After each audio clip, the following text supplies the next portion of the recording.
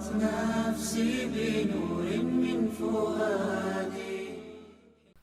السلام علیکم ورحمۃ اللہ وبرکاتہ. ریڈیو HRDF میں خوش آمدید. بیٹا بیرون ملک سے اپنی پیاری ماں کی عیادت کے لیے آیا جو بڑھاپے کی بیماریوں میں مبتلا تھیں. اسے ہم چند دوست ایئرپورٹ سے لینے گئے. واپسی میں ناشتہ کیا اور ہسپتال کی طرف روانہ ہوئے.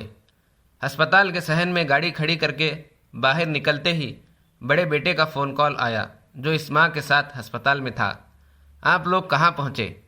جب اس نے کہا کہ ہم ہسپتال پہنچ چکے ہیں تو اس نے کہا سب کچھ ختم ہو گیا، اب تم جلدی گھر جاؤ، عصر کی نماز کے بعد دفن کرنا ہے اور اس کے لیے جو ضروری تیاریاں ہیں وہ کرو.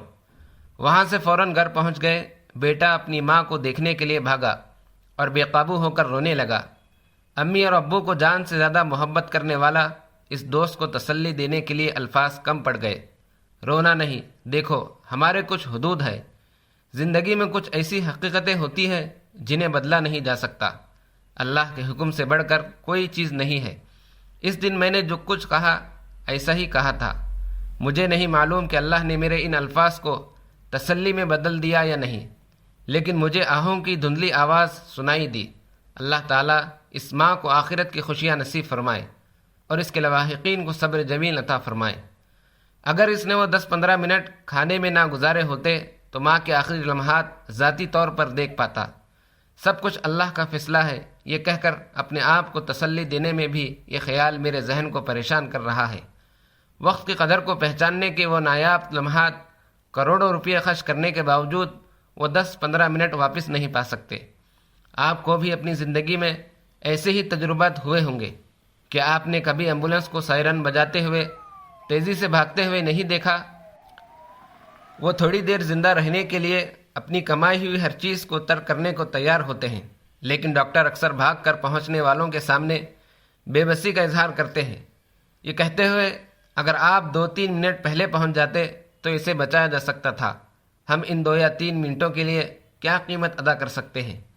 یہ یاد دہانی ہمیں اس نعمت کی قدر کا احساس دلانے کے لیے کافی ہے جو اللہ تعالیٰ نے ہم سب کو عطا کی ہے.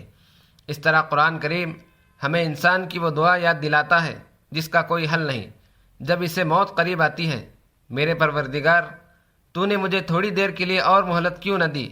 میں خوب صدقہ کرتا اور نیک لوگوں میں شامل ہو جاتا. اور جب کسی شخص کا متعین وقت آ جائے گا تو اللہ تعالیٰ اسے ہرگز مہلت نہیں دے گا، اور جو کچھ تم کرتے ہو اللہ اس سے پوری طرح باخبر ہے. وقت ضائع کرنے کے بعد آخر کار اس کے بارے میں افسوس کرنے والے نہ بننے کا خاص خیال رکھیں. وقت ایک قیمتی جواہر ہے. زندگی کی تشکیل اسی سے ہوتی ہے. آپ اسے کیسے استعمال کرتے ہیں؟ لوگ چاہتے ہیں کہ ان کے پاس زیادہ وقت ہو، تاہم زیادہ تر لوگ اس کا غلط استعمال کرتے ہیں.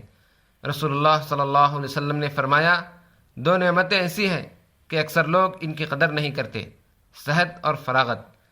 ہماری زندگی میں کچھ چیزیں ایسی ہوتی ہیں جن کے لیے ہمیں وقت نکالنا چاہیے. ہم اس وقت کو کسی اور کام کے لیے استعمال نہیں کر سکتے. زندگی تب کامیاب ہوتی ہے جب آپ اس دوران اپنے پاس موجود فارغ وقت کو فون میں اور بیکار کی باتوں میں ضائع کیے بغیر صحیح طور پر استعمال کرتے ہیں. یاد رکھیں، وقت وقت ہے اور اسے تبدیل نہیں کیا جا سکتا.